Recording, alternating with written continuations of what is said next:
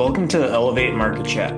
This episode was recorded March 18th, 2026. In this episode, Shane and I discuss the current state of the market, focusing on the S&P's proximity to all-time highs and the impact of geopolitical events, particularly the conflict with Iran. We explore the effects of higher oil prices on commodities and inflation, as well as the potential risks and opportunities for investors. Shane hits on the importance of risk management and fundamental analysis, while also touching on the Federal Reserve's decision to keep interest rates unchanged. Thanks for tuning in. Shane, how's it going? Kyle, going well, my friend. How you doing today? Doing good. Enjoying the spring, and it's heating up quite a bit already for us. So already over 70 degrees, and we got a business partner over in Phoenix, and he's at 90. So it's gonna be a hot one. Yeah, it's looking like it. I don't know. We're getting some cold weather actually in Florida. It was 41 degrees when I woke up this morning. So, yeah, I guess it just depends on where you are. Yeah, that's a lot colder than it should be for Florida. Yeah, summer begins in Florida on March 1st. So today is March 18th, and we've definitely had some warm days in here, but little bit of chilliness over the past couple of days. So Nice. Well, we can go ahead and kick it off, but today it's March 18th, and the first thing I just asked you before jumping on the call here, but I think it's an important reminder is big picture, how far are we off the all-time highs for the S&P?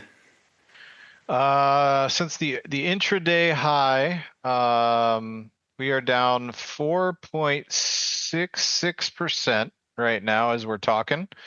A couple days ago at the lows, market was down 5.4%, and within 40 basis points or so of its rising 200-day moving average. So haven't broken down below the long-term uptrend yet, and still, as it stands right this moment, less than 5% off the all-time high. Yeah, I know a lot of people have, even called in and said, oh, we've been selling off for a while and things don't look good. But when you zoom out and you bring up that number that we're not even 5% off of the intraday all-time high. So that is the day didn't even close at that level. That was just the ultimate high it hit. Yeah. I have a hard time calling that a sell-off, but it's also just directionless. I mean, I don't know right now up or down. And then you have the Iran news. So hard to really draw any conclusions right now, but just a lot of chop is what I call that. Yeah, I mean, every 10% pullback starts with the first 5%. Every 50% pullback starts at the first 10%. So you never know, when the first 5% is going to lead to something greater. But if you sold the market every time it dropped 5% and then had to buy back in later, you probably wouldn't like those results. So there's definitely a point at which you've got to say, okay, we're in or developing a new downtrend. I think that's the interesting thing about our business is there's no shortage of people out there that can tell you what to buy. There's always something to buy, and that's easy advice to give. Oh, buy this stock, buy that stock, or this ETF or that ETF. What you don't find much of on Wall Street is people with a sell discipline that can tell you when to get the heck out of something. And so that's somewhere that you and I both focus a lot of our time is on risk management, and we don't sell things because we know for sure they're going down. That's not the point at all. The point is to protect our hard-earned capital and the hard-earned capital of our clients. And so sometimes that does mean you got to get out. Usually not after a 5% pullback that leaves you above the long-term uptrend. That's still going up, right? I write about this a lot of my commentaries is if the 200-day moving average of prices is the long-term trend and that's still climbing higher, the line on the chart is pointing up, even though prices over the last couple of weeks are down, then, the trend is intact. And this isn't a reason to, hit the panic button. But, I've had a couple of calls too saying, hey, we've been pulling back for a while now. Is it time to buy yet? And that's a more interesting question. I think the reason that the fear gauges, right, the CNN fear and greed index and all that, they're all saying extreme fear, even though the market's within 5% of an all-time high. I think it's because people have just been so conditioned over the years to buy every dip They forget what things felt like when the Liberation Day of the tariffs, last April, how that actually felt and how they behave. And so, buying every 5% pullback maybe isn't the way to do it either, at least blindly. So I don't pretend to know what's going to happen.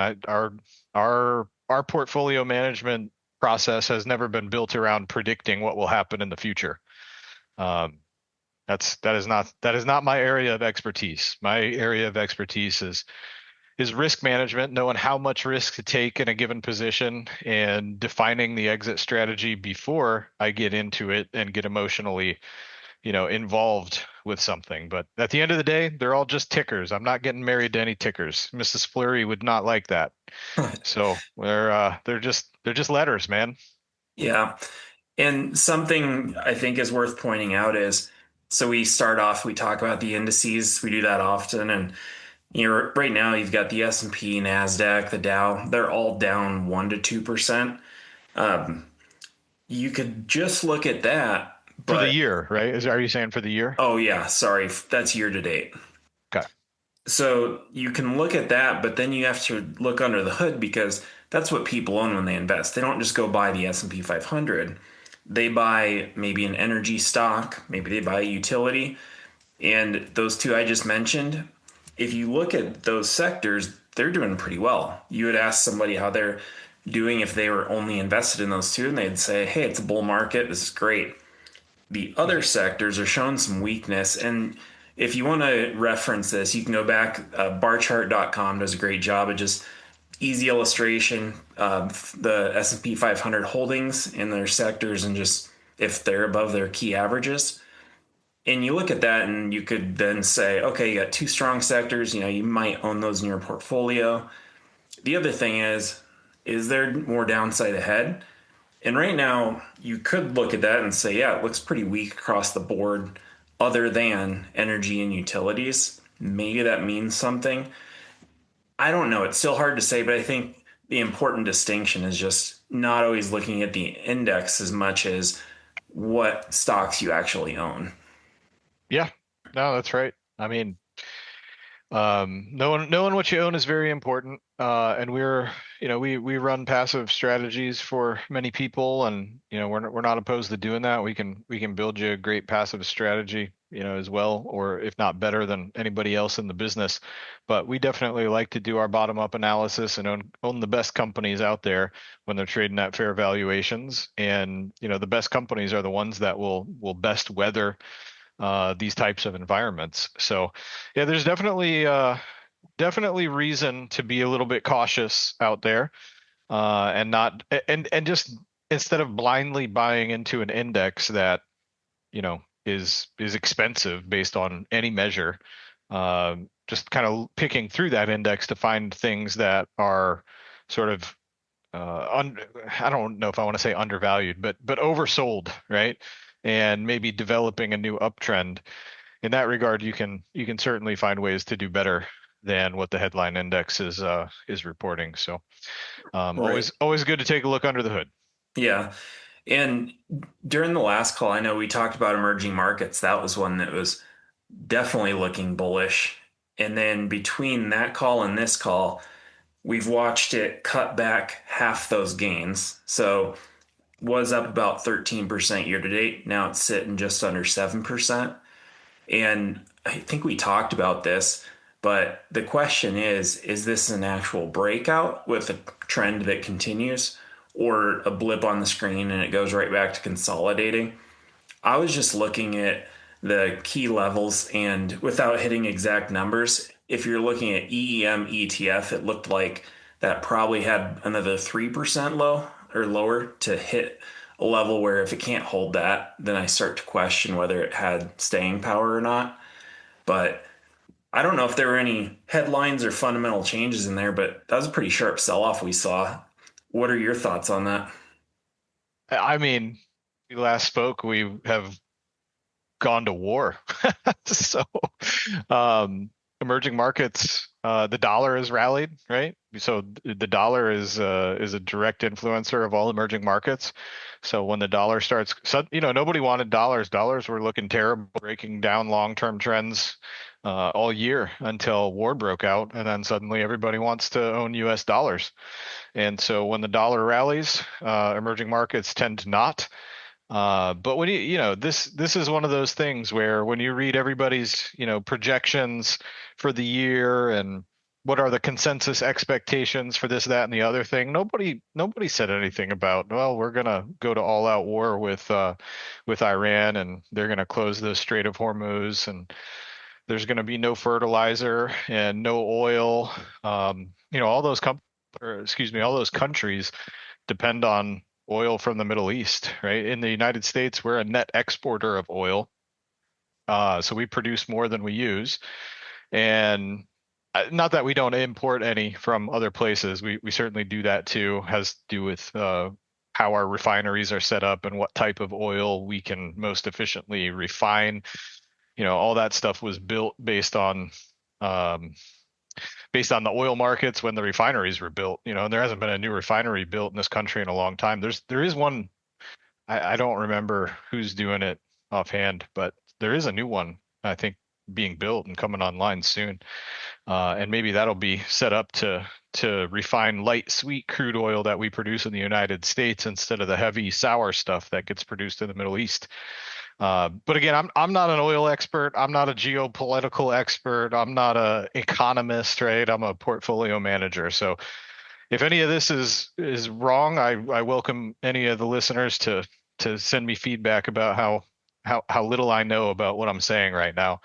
But the global economy is so interconnected that it could be a lot of things driving what the pullback in emerging markets, but it's hard to overlook the fact that a lot of different things other than oil had a major pullback on this war news, and the war news continues to come out despite our commander in chief telling us it's very complete, pretty much, and that there were no targets. 2 weeks ago he said there are no targets left to pursue, and every day they're talking about how they're pursuing new targets. So I mean, the one thing I can tell you for sure is that you can't trust anything anybody says about it.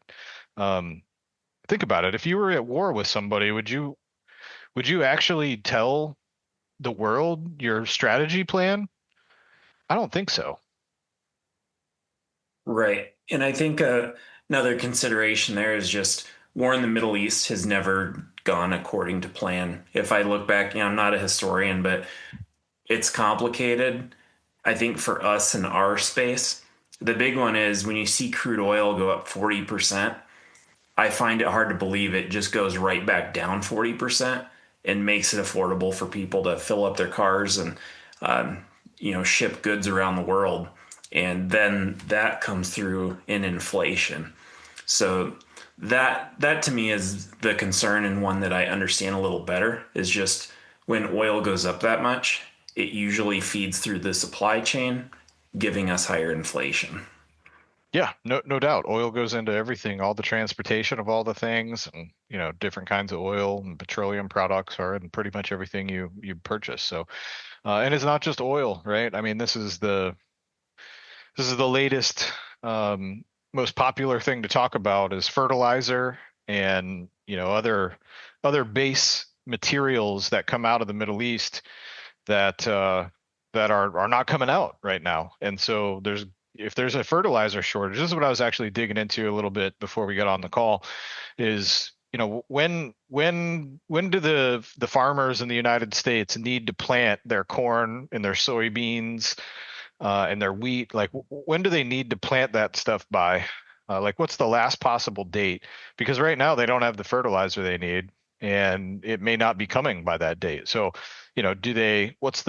what's the game plan? Do they plant anyway without the fertilizer and hope that they get the fertilizer late and can come through and fertilize later? Because I think the normal operation is to make sure that the soil is properly fertilized at the time of planting or before the time of planting. And that time of planting is like coming soon, right? Like late March, early April, certainly by May, you got to get your stuff in the ground. And at that time, it should be properly fertilized. If it's not, your yields are going to suffer uh, during harvest season. And if your yields suffer, right, the supply of corn and soybeans and wheat is all lower than it normally is, um, and demand remains the same. Oh, excuse me. Then prices are going to go up, right? So how do we look out, and again, not a prediction, but just a risk management of saying, hey, in 6 to 9 months, when those harvest results come in, are they going to be normal yields? And if not, are people just going to stop eating these things, or are we going to stop feeding cows, corn, which for whatever reason people feed cows corn. I thought cows eat grass. I try to eat grass-fed beef because I'm pretty sure God designed cows to eat grass, not corn. But that's just me. A lot of farmers do feed their cows corn, right, to get them bigger and faster and more meat and more dollars. So if there's not enough corn and everybody's fighting over less corn, then the prices of corn are going to go up. And if you if you go through the grocery store. I think they said this in that movie, that documentary Food Inc. But when you walk into the grocery store, it's amazing how many of the products in there are just clever rearrangements of corn. Everything's got corn starch or corn syrup. Like there's just corn and everything. There's ethanol in the gasoline. So if those prices go up, the prices of all things are going to go up. Inflation by itself, right, would also cause the prices of stocks to go up. So high quality capital efficient stocks are one of the best hedges against inflation. But if you wanted to speculate on higher commodity prices, what are some good ways to do that? And is that a valid thesis? What do you need to have happen for that thesis to play out? How long should we plan for the Strait of Hormuz to be closed? And if past a certain date they don't get the fertilizer they need for these crops that are going into the ground, what's the impact on yields likely to be in a normal weather environment? So, I mean, I just said a lot there, but that's all the kind of stuff that I'm trying to dig into right now to see if, is it a good idea to take a position in some of these things to kind of hedge against those higher prices?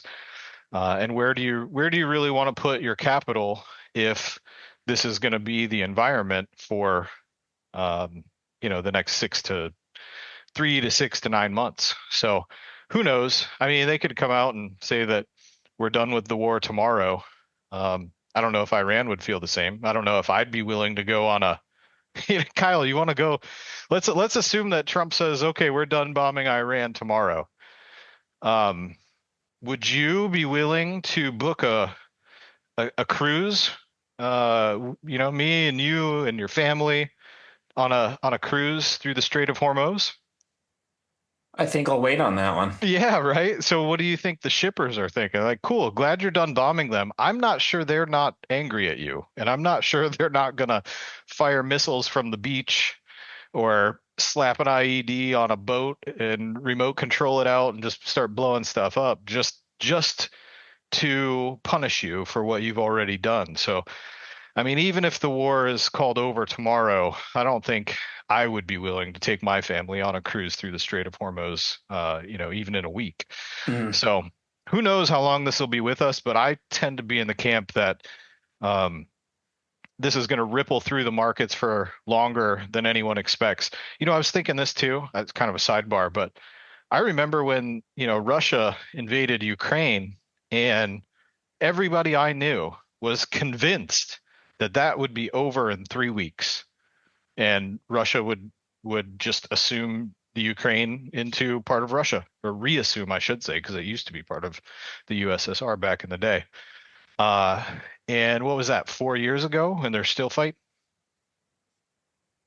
So if we're in a 4 year long conflict in the Middle East, all bets are off. Everything that we're talking about right now is going to be irrelevant. I would agree. And what's interesting is how you kind of walked us through a fundamental analysis, right? Just with what are the opportunities. And it's so good when you go in and it's what are the opportunities and what are the risks. So crude oil being high, now you have a carryover effect to fertilizer. On top of that, these same farmers that are driving a tractor, they have to fill that tractor up with fuel. That's Yep. crude. So that's another high or a higher input cost. And then you just wonder, well, is there an opportunity in commodities? Well, the actual commodity, because of what you just laid out, might have a lower supply. Usually, if there's lower supply, can push price higher. So, some things to look at while you're just kind of laying that out. I started pulling up tickers because it's easy to do on a chart. And the two I looked at, no analysis beforehand, nothing, just looked at, looking at charts like I do is ADM and Bungie. And those are both, very commodity specific companies. And those charts are definitely, they're trending higher. No opinion on where that goes from here, if it continues or not, but just interesting when you look at that. So it seems to be that there's a few things out there. One, does the war carry on longer than we think? Does crude stay higher? And how does this all factor into how somebody might approach an investment? And I think that's just perfect how you laid it out there. It's what opportunities and risks are there. And then the last one I'll just hit on is with all of that going on, 2 months ago, had you bought gold, how might you view today? And I think we were just having a conversation a little bit ago on this is just, okay, a war broke out. Like we did not see that coming, and gold hasn't really done much. And my point there was that, well, markets are forward looking, and usually the move happens before the news. And, buy the rumor, sell the news. Shane, how did you approach that? When you think of gold now, just big picture, how do those fundamentals kind of impact it? Yeah, well, before I jump into gold, I want to point out something else that you said in asking or framing that question, is that markets are forward looking and they tend to move before the event happens. I don't know if I think it was on the last call that you and I had. We were talking about oil, or the energy ETF XLE having run up a whole bunch, and speculating that this was because of Venezuela. Don't forget, we just we literally kidnapped the president of another country and brought him to the United States for trial. And then Iran happened, and everybody's kind of forgotten that Maduro is sitting in a jail cell somewhere. So that's interesting. But I was trying to figure it out, and everything I could find and read was saying like, oh yeah, this is, you know, ExxonMobil and Chevron are going to make so much money because they're going to be able to go into Venezuela now. Meanwhile, the CEOs of those companies are like, we're not going anywhere near Venezuela for years. That's not going to happen. Can't happen. And so I didn't understand. I was like, why? This doesn't seem like a good reason for energy stocks to be rallying the way that they were. And lo and behold, I don't know how many days it was after we recorded that call, but boom, now we're at war with Iran. Strait of Hormuz is closed, and oil's trading at $120 a barrel. Now that is a good reason to sell E. And I mean, I hate to say it, but insider trading is a thing. Very few people ever get caught for it, and the people at the highest levels never get caught for it. They yeah, people knew. I don't know who they are, right? But there are a lot of people knew that we were going to be going to war with Iran well before it happened. And to pretend that none of those people took advantage of that information and weren't already buying ExxonMobil and XLE and all these other, oil related investments, I I just I think that's wishful thinking at best. I think there's absolutely people who are willing to take what we call orange jumpsuit risk and trade on insider information because it's very lucrative. And I mean, I don't know what the rules are now. They've changed, I think, and there's definitely been talk about it. But there are people in Congress that can't get in trouble for insider trading, right? They're in meetings, they know what's going to happen, and they can make trades. And that's why there are things like the Pelosi tracker, right? Where you can track the trades of people in Congress who are doing certain things, and you can get a read on what's coming next from that. So I think it's interesting. You go look at what the oil and gas stocks were doing ahead of, like immediately ahead of the Iran war, and then boom, the news hits, and you're like, oh, I get it. And not that they haven't continued to go up since then, but a lot of that move happened before the first bomb dropped. So I think that's super interesting. And as far as gold goes, yeah, I think gold turned into kind of like a meme momentum stock over the past year plus. More recently in the past maybe couple quarters, and gold has just rocketed higher. And so when you get people who don't normally trade gold, like momentum traders, right? They don't normally buy gold at all. They'd rather buy whatever meme stock was on Reddit yesterday, who are now in because it's going up. The moment it stops going up, they kind of their reason for owning it doesn't exist anymore, despite the fact that all the fundamental reasons that gold probably continues to go higher from here are still intact. The momentum trader doesn't care. They're just looking at the chart. They're saying, "Hey, I see a lower high. I see a breakdown below XYZ moving average, and I'm out. I'm gonna go buy oil now, or I'm gonna go buy fertilizer stocks now, or whatever the current momentum trade is. They're just there's a sort of regime change in the owners of the thing, in this case gold, and so it loses a little bit of momentum. It loses some of the people that were pushing it higher, and of course prices have to fall. But if you have a good fundamental basis and understanding for what the gold valuation ought to be, given the central bank demand, right? Central banks are not momentum traders. They're buying gold physically and putting it in banks in their countries, and they're doing that as opposed to owning dollars. And that's not a trend that changes overnight, right? Those people don't change their mind because the momentum on the gold chart, changed a little bit. And I would argue, I know, you and I talked about this before, but gold hasn't lost its trend. The trend is still up. It's consolidating. I've written in our commentaries that my base expectation was for gold to consolidate by going sideways for a while before, picking a direction one way or the other. So I got a on my chart drawn. We're still holding above those for right now. That's not to say gold won't break down tomorrow, but for me, I think the fundamental backdrop for gold still makes a lot of sense. I don't think it's in any type of a bubble.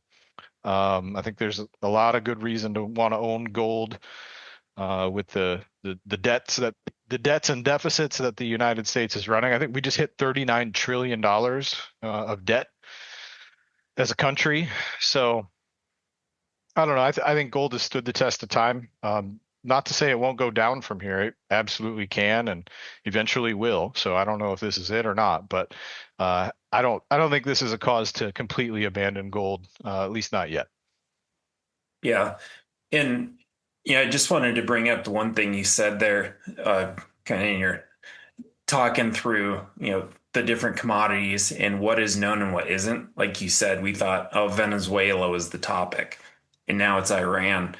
And it just goes to show that, especially on the retail side, when you start to look at an investment and form a thesis, that it's very important to remain open to all possibilities, because the real big money, they have boots on the ground learning everything they can.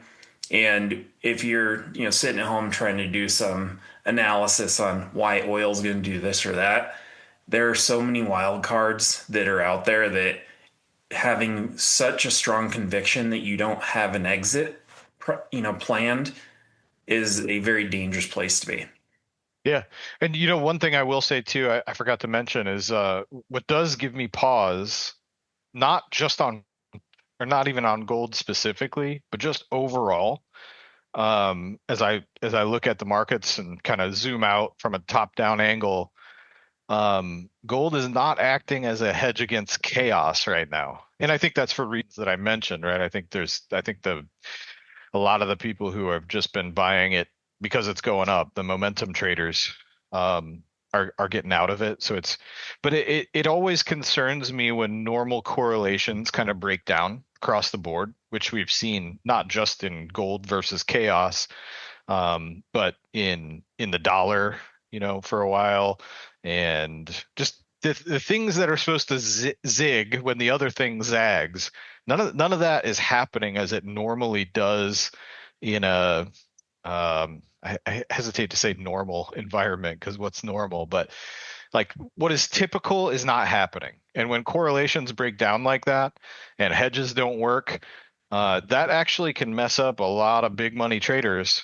And when those guys start to get their positions unwound, right, because their boss comes in and says, hey, we can't take any more losses. I need you to degross your positions, right? Just take your whole book down by a little bit to reduce the risk. That can move markets in a big way, and it can happen really quickly. And you don't want to be on the wrong side of that stuff. So that was part of the reason that we started taking some action in our portfolios, not because of the Iran war, not because oil was high, not because gold was down, but because all these things together are demonstrating that historical correlations are not behaving normally. And for me, it's just like that's not an environment where the odds are in my favor to do well. And so it does make some sense to consider, you know, de-risking uh, some of your least good positions, put it that way. Um, so we've begun to take a little bit of action. No major wholesale changes in our book of business, but we are taking all of this under consideration. And no one headline or no one news event is going to make us make a big move. But altogether, when the correlations begin to break down, it doesn't necessarily mean that there's going to be a market crash or anything like that. But every time the market crashes, the correlations break down first. So we'll see how this plays out. Yeah. And I think that's one of the important things to just bring up here is that we're still monitoring. And that's very important here and looking for more than one indicator. One is, well, has the trend changed? Correlations break down. And there's a few others in there for sure to consider. But it's just always taking stock of where you're at and managing risk. It's nothing overly complicated or fancy. It's just trying to kind of keep a pulse on the market and move accordingly if needed. But we are long-term investors, and that's what we're looking at with clients. So it's not something that changes with a headline. Yeah, and you know what's interesting, man, is we've gotten 30 minutes, maybe a little more into this conversation without mentioning the Federal Reserve, which is Powell's given a press conference here as we speak, and they just came out with their decision to leave the interest rate unchanged in the federal funds rate, the overnight lending rate that they charge to other banks for reserves. And so no change in interest rates. Currently, the futures market is pricing in no interest rate changes for the rest of the year, although in the Fed's announcement, they said that the dot plot, as it's called, still pencils in one cut in 2026. So that's the latest on the Fed, and no rate cuts because prices are they're just as concerned about prices going up, I guess, as we are, and they're facing a poor, I think a poor unemployment situation from the fact that unemployment is ticking up a little bit.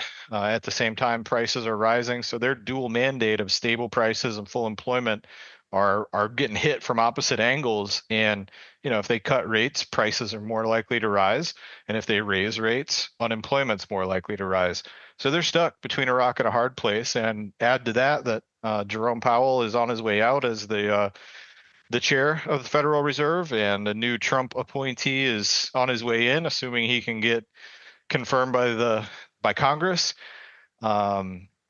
The expectation, all else equal, would be that that new guy is more likely to advocate for rate cuts at the Fed.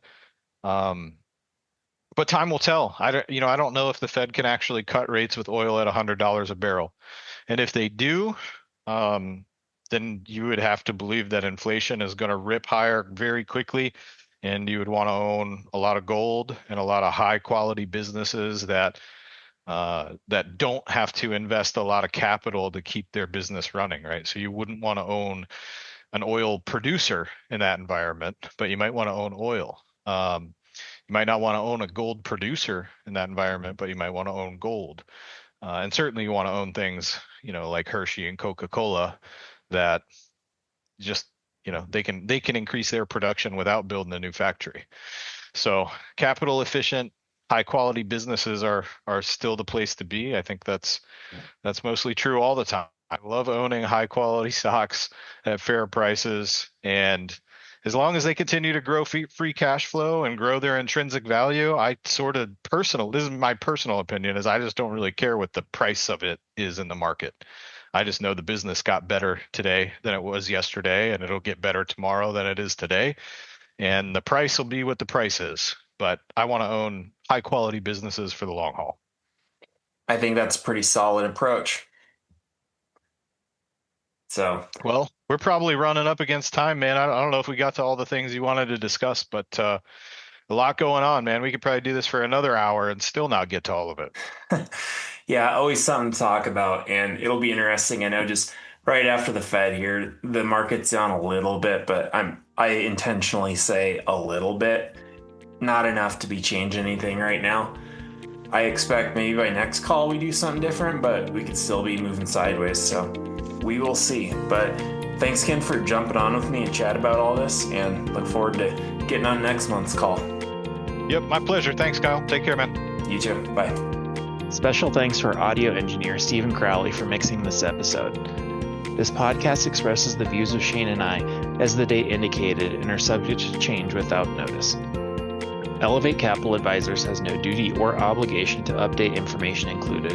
All information is for educational purposes only. Certain information concerning economic trends and performance is based on information from sources deemed to be reliable and has not been independently verified for accuracy.